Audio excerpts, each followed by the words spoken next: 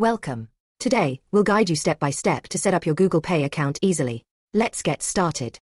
Step 1. Download the Google Pay app. First, open the Play Store or App Store.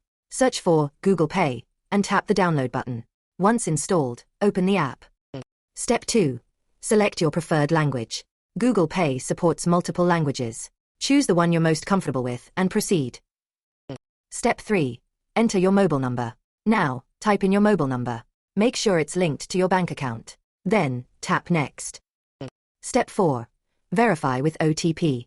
Google Pay will send a one-time password, OTP, to your number. Enter the OTP to verify your identity.